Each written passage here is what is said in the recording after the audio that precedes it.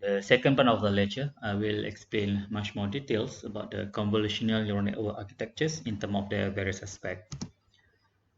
This is the content of today's lecture. So first we will learn about what is the details about the filters in the neural networks, how the filter works in order to filter out or enhance the fade image. And then secondly, after that, I will show you what is the basic steps in designing the convolutional neural networks.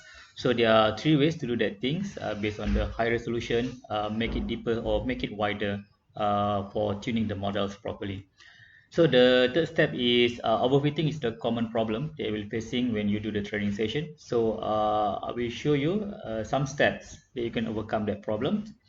Then followed by how we can visualize the convolutional neural networks, means then what is happening in each of the every filters during the training and testing.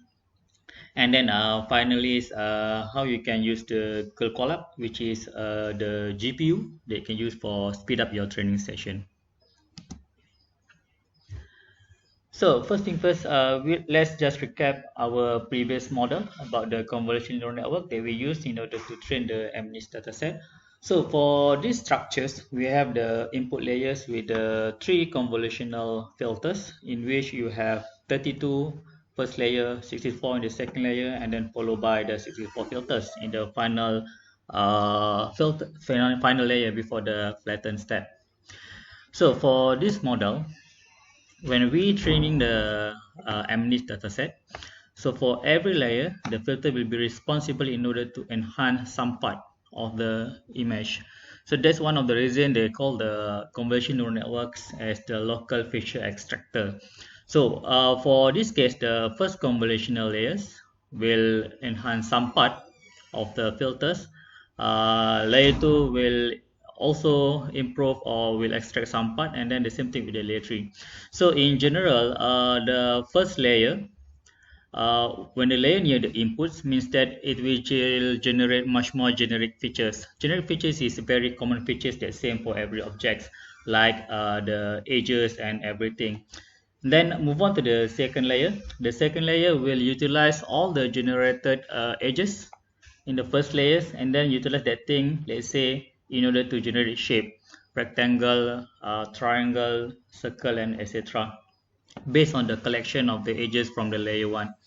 So the same tree with the layer 3. Layer 3 will utilize the information from layer 2. So let's say layer 2 collect the information regarding the shape, and then layer 3 will utilize the shape that was extracted in layer 2 in order to, let's say, detect the numbers, the the specific numbers, etc. So in every layer of the convolutional neural networks, it will generate or it will extract some special features. For every filters, so for every layer, you will extract many type of the filters. So some of the responsibility of the filters is, let's say, if layer 1 will be responsible in order to extract the edges. So the many filters will be utilized in order to extract various type of the edges. So let's say the diagonal, the vertical, horizontal, 45 degrees, and etc. So the same thing with the layer 2. In general, layer 2 will utilize the edge in order to generate the shape.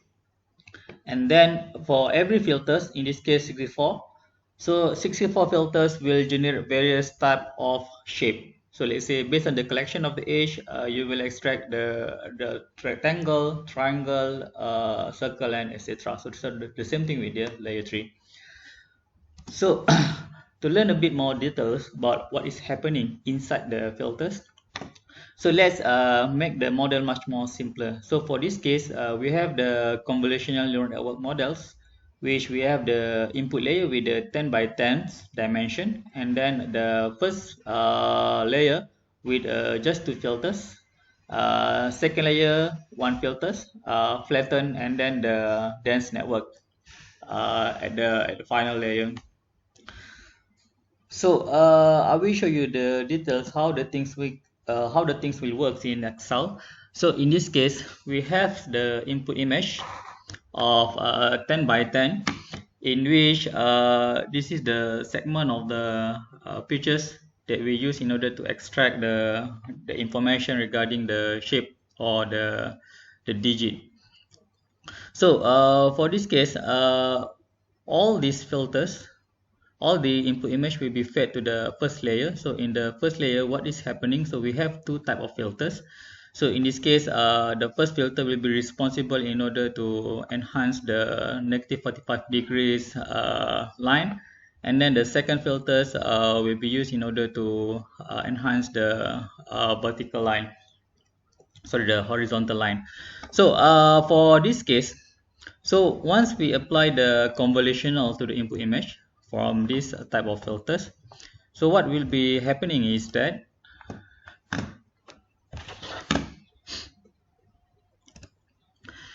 so if we apply the first filters and then convolve with the input image, so this is the resultant image.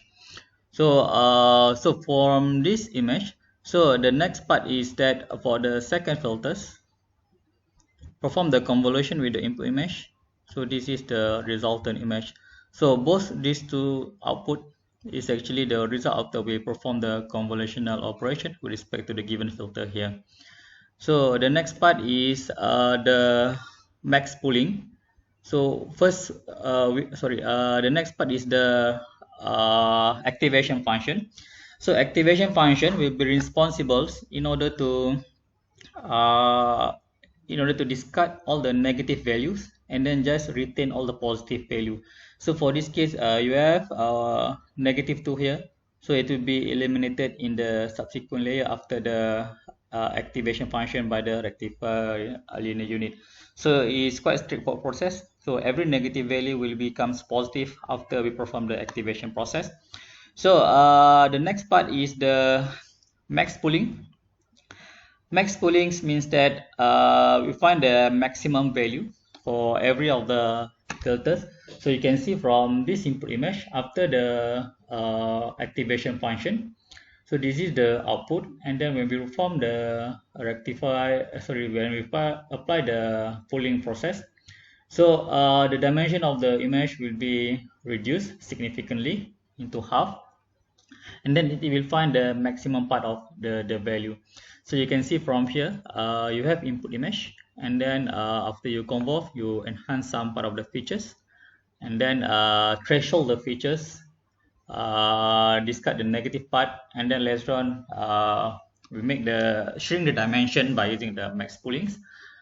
So after that, moving to the layer 2, we have the convolutional filters, just one filters. So for this case, since our convolutional layer 1 will generate two full channels or two features images, so our filters in the convolutional 2 layers will have two channels or two channels, which in term of the dimension, 2 dimension times n channel. So when we perform the convergence process, means that this is the first channel of the filter, this is the second channel of the filter. So both channel of the filter will be implemented through this image, the fed input image here. So then what will be happening after we perform the convolutional process? So the next part is that we're able to shrink the output much more smaller, and then finally after we have this part, then it will be moved to the next layer, which is the activation layer, rectify linear unit. So for the rectify linear unit, it will just discard all the negative values. So after we perform the activation function, so the next part will be convert that thing from 2D to 1D, which is we're flattening the input image to the output, and then next just fit that thing.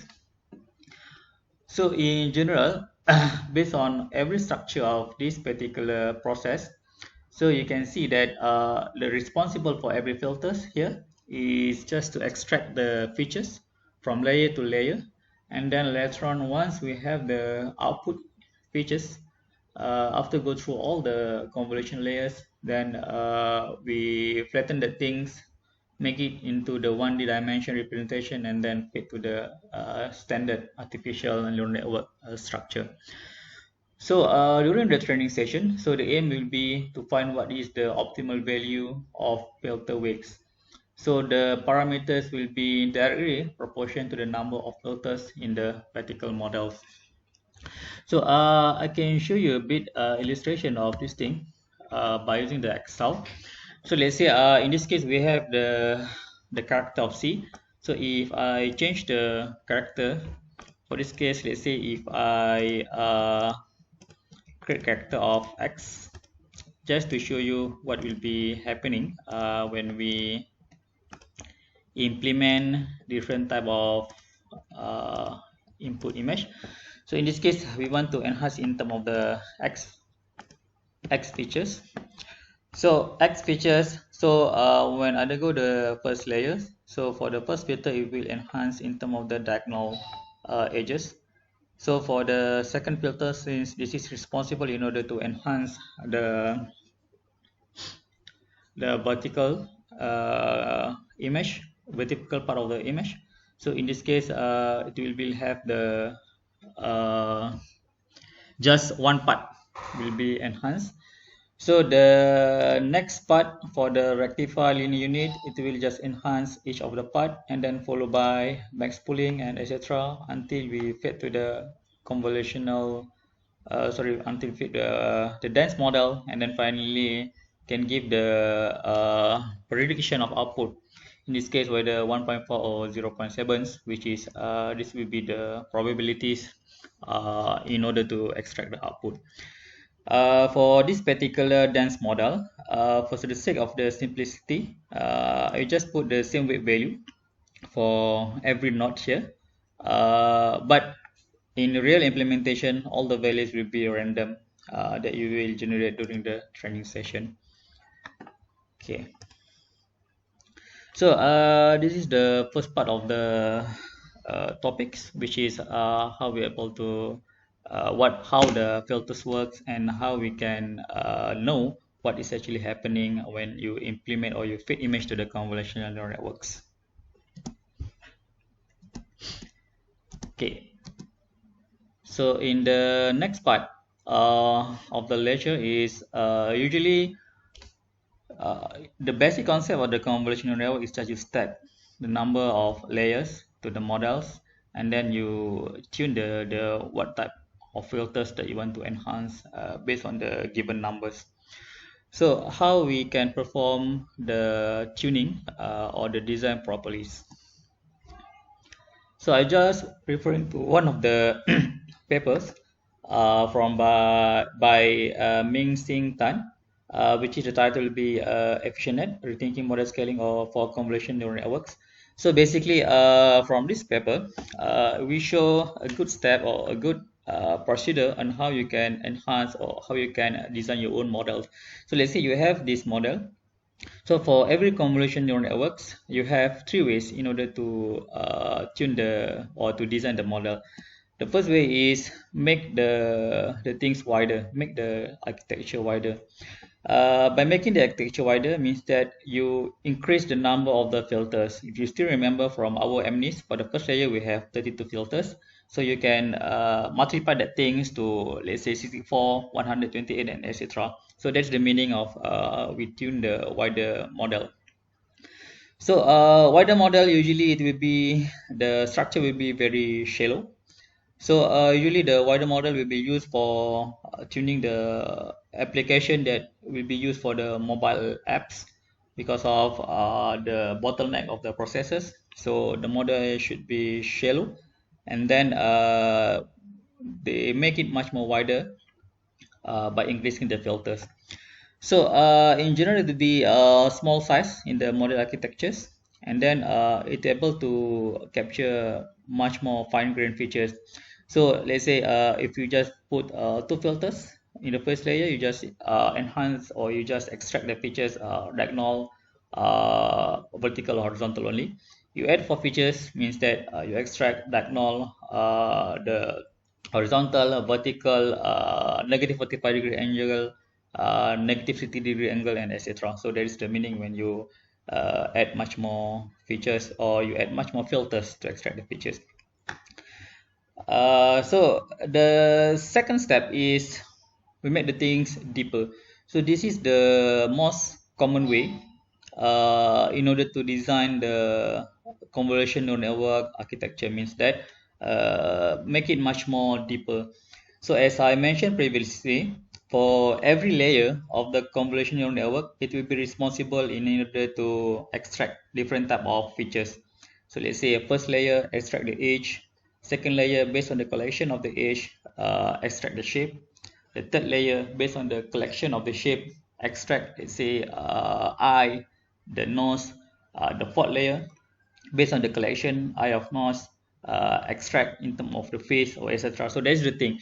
So when you make the things much more deeper for the convolutional neural network model, so means that you extract various type of features.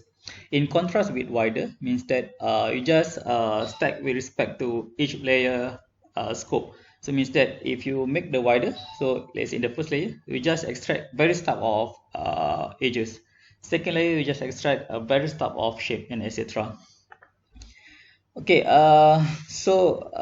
one of the biggest issues when you make the model much more deeper, you have this problem, which is the vanishing gradient. Vanishing gradients means that in general, if you make the model much more deeper, so let's say if you have this type of model, for instance, if you have 1, 2, 3 layer, so when we want to update this weight of the model, we will use the chain rule.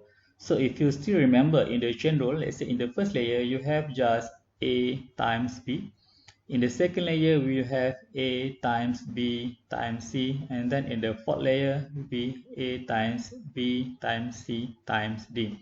So this is some of the common chain rule. You increase the layer means that you add the complexity in terms of the multiplication of the chain rule.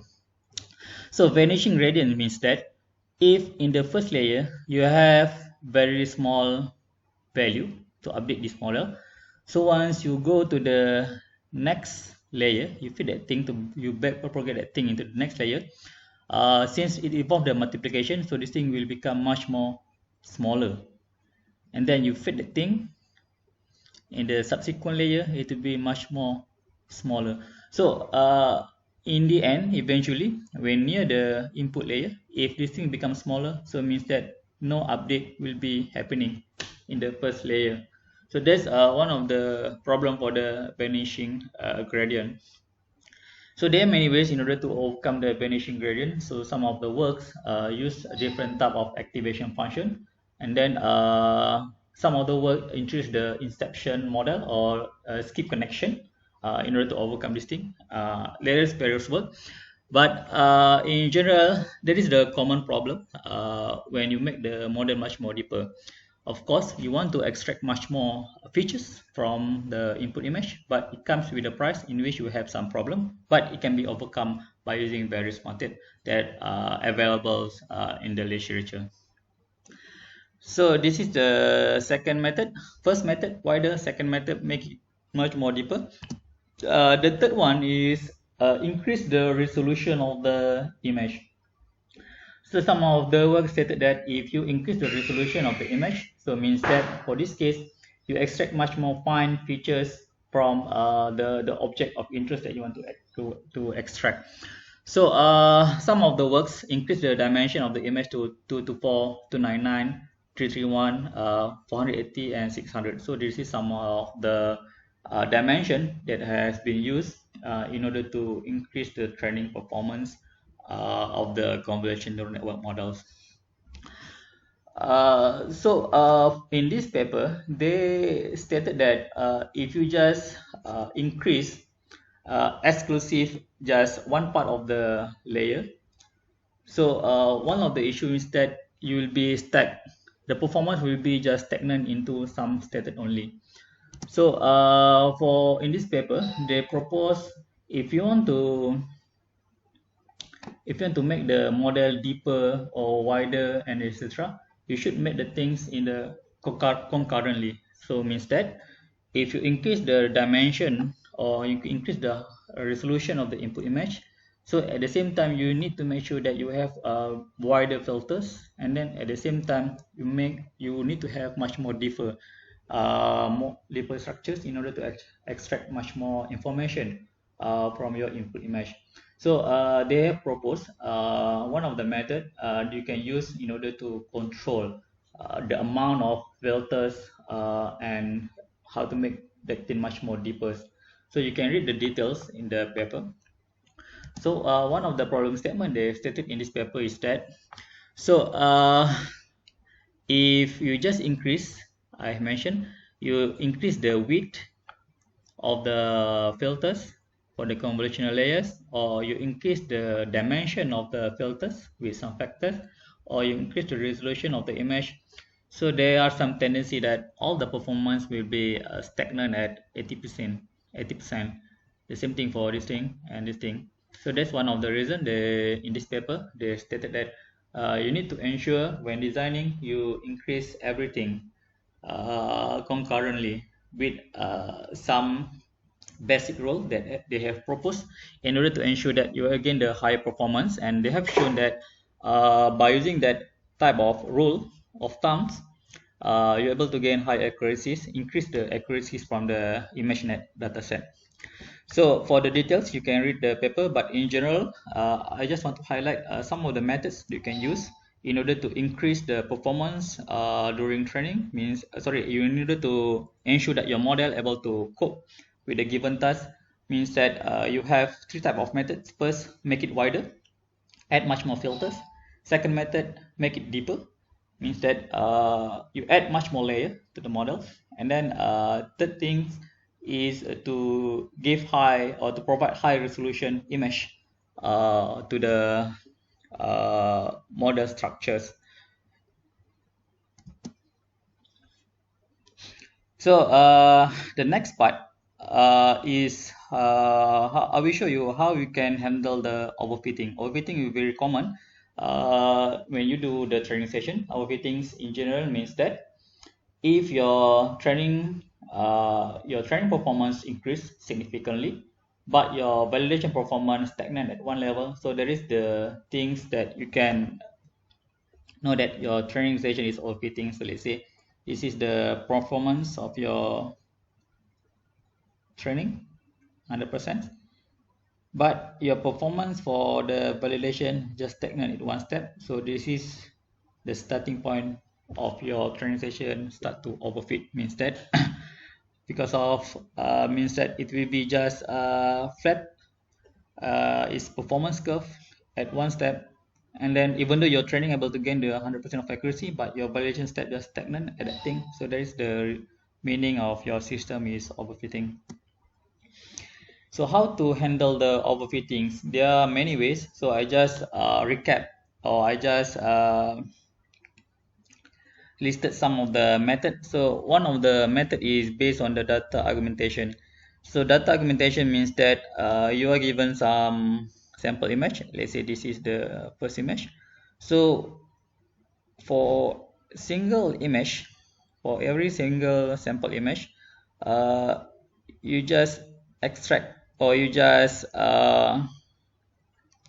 reshape, or you change you rotate the thing, you add the skewness of the image, and etc. based on the single image, so that you can multiply the number of your training image. So let's say if you have 100 image for training session, so if you add a data augmentation in which for every image you rotate the thing, you shift the location, everything, let's say 5 by 6 type of the augmentation process.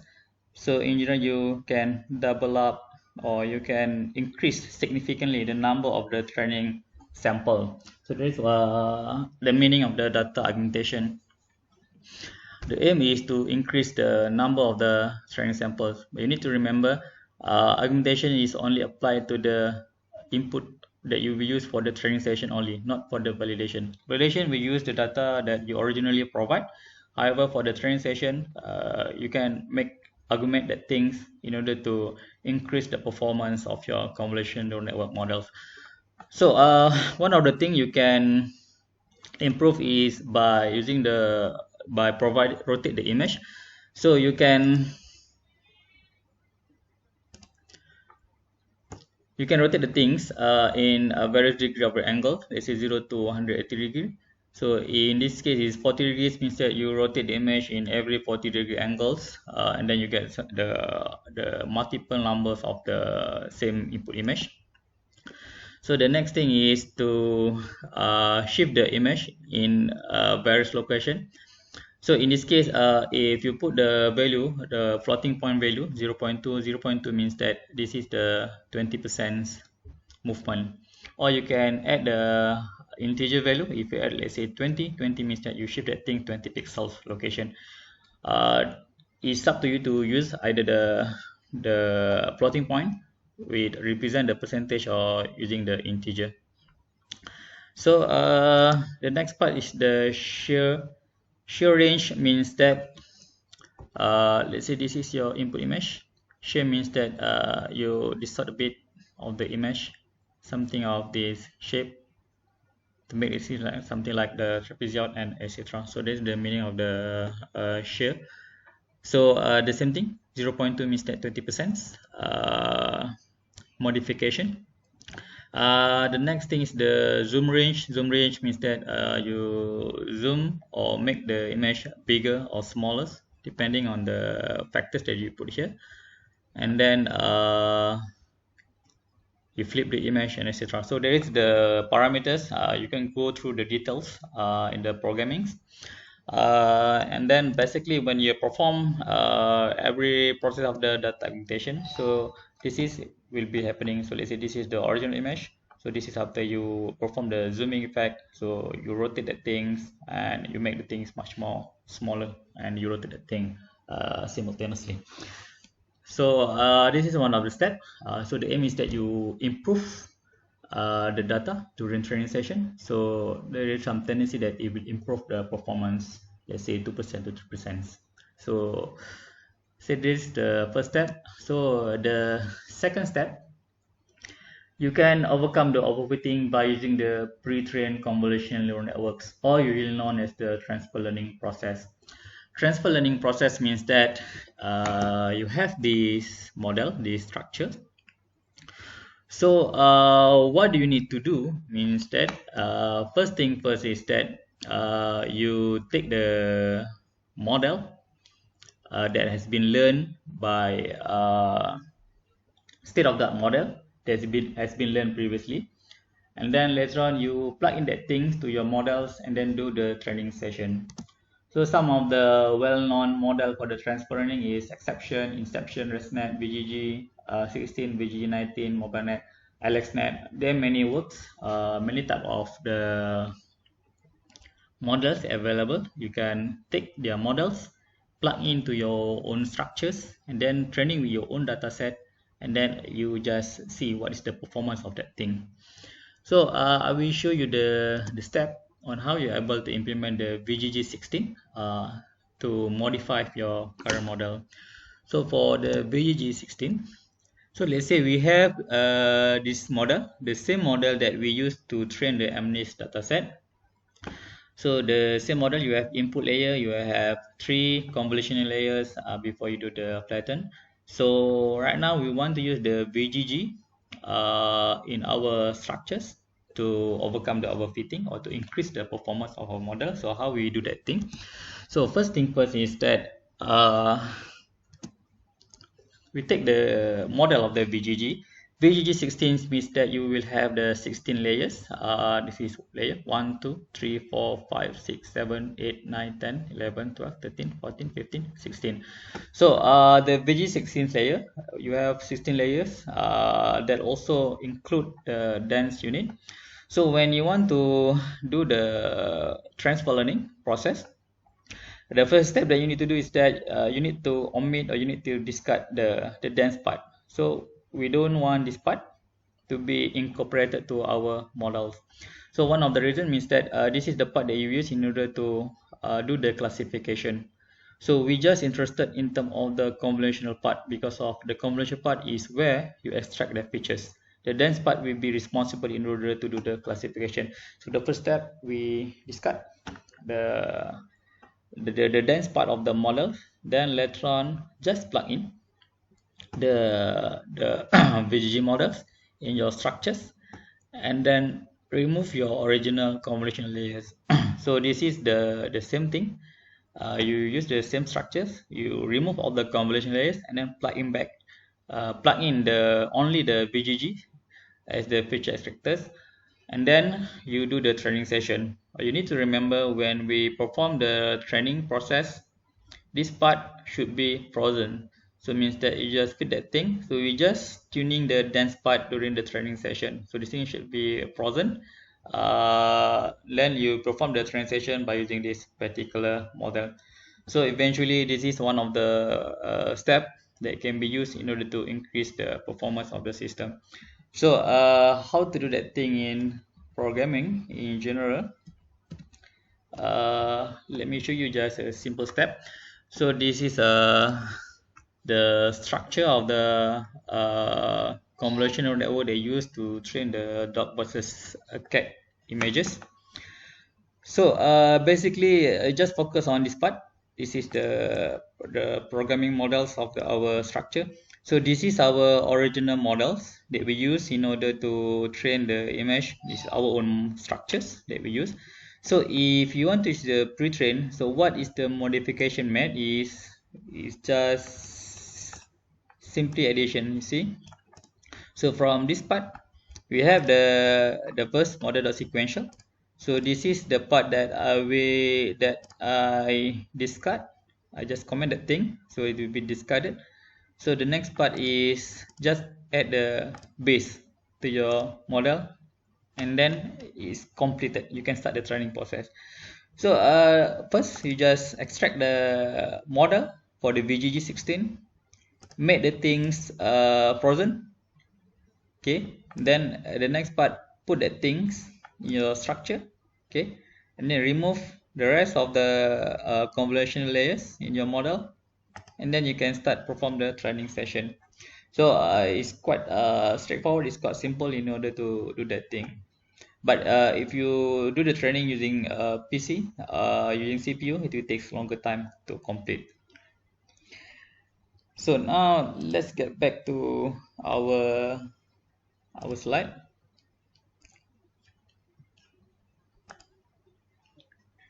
So this is the second way in order to improve the training process, which by using the pre-trained convolutional network models.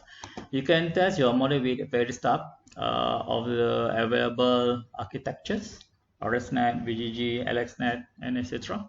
And then you can see whether the performance is better or not. You can do that thing, you can try this thing in your assignment that I have provided previously. So the next part, how we're able to increase our performance or handling overfitting by using the fine tuning method. Fine tunings in a simple way. Previously, in the pre-trained model, you fit the new model, new base to your architectures, make it frozen, and then later on, you do the training. Fine tunings in contrast is a bit different. It's almost the same, but it's a bit different in terms of previously we just frozen everything, all the layers. For the fine tuning, you just frozen some of the part. Means that, let's say in this case you have 5 layers. So 1 to 4 will be frozen. However, the convolutional layer that near to the dense unit will be trainable. You unfreeze that thing and it will be trainable. So the reason why, because of for every layer, so for every layer, when the layer near to the input image, means that it will extract much more generic features. Generic means that very common features. I've mentioned, let's say this is responsible to detect age. So this is shape, and then this is collection of shape, detect let's say detects eye, nose, and then this is maybe detect face, and then this is may detect human.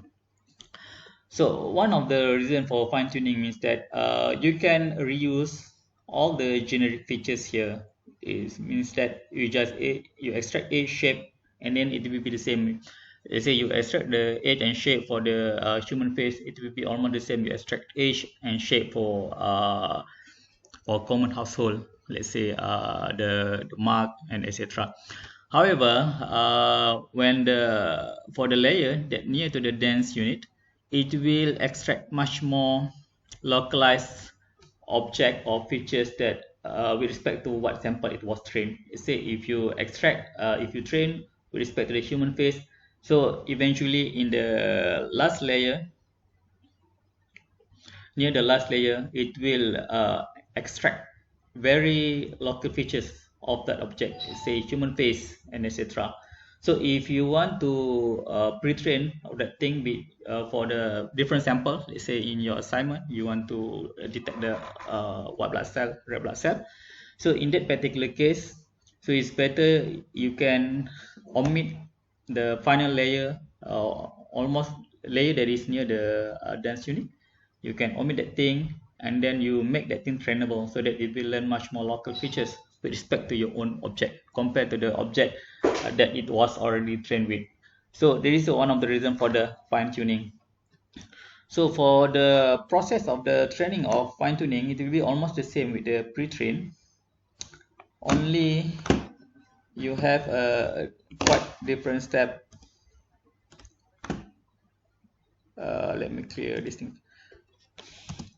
So bit different step from the pre-train. So the first step is add your custom network. So this is the same thing. You take the VGG16 and then plug into your model. It's already the same.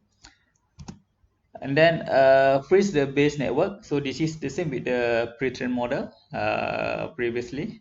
So the next part is do the training. Means that for this part you just train your dense unit.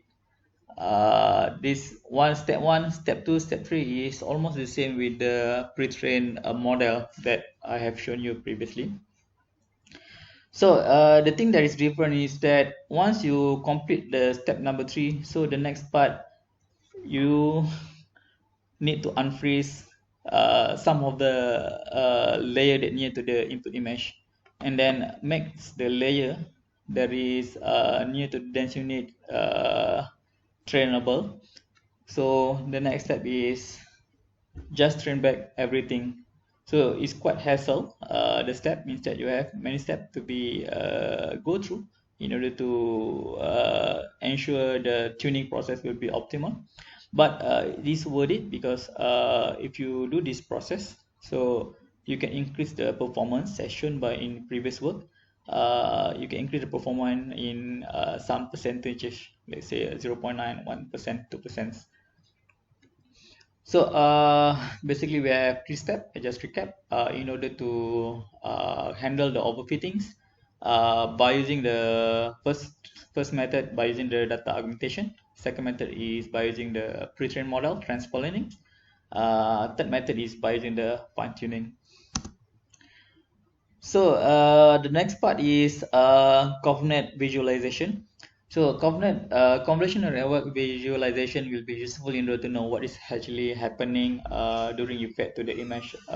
You fed your image to the model. So let's say from this example, I will reuse the same model which we use in order to train the MNIST dataset. So for this particular model, so how we visualize that thing? So let's say if we fed the input image number 3 to this model, so this is the whole things that is happening in your structure. So it means that this is first layer. So you see it will extract some sort of the features from that thing. The second one is means that you cannot see that thing properly because of is utilize the combination of all the information extracted previously. And then in the third layer, so this is actually happening before it go to the dense unit. So basically, this is all the features. You can visualize that thing by using a simple model structure. So this is some of the example that I've used in order to visualize the thing. So it will require some times in order to creating. So this is let's say the first layer, convolution 2D. So what is actually happening? So let's say if you want to extract the things in the next part of the layer, let's say 1 2 3, the layer number 3. So layer number 3 will be of 2D filters. So when we execute that thing, so we have figure 2. So previously is figure 1 is the first layer, figure 2 is the second layer. So let's say if I want to extract layer number 1 2 3 4 5, layer number 5, so this is our last layer of the convolutional model. Okay, so you have figure 3. So this is the third layer of the convolutional. This is the second layer, and then this is the first layer. So basically, this is the way how you extract all the features, and then you can see what is happening inside of the convolutional layers when you fed the input image. So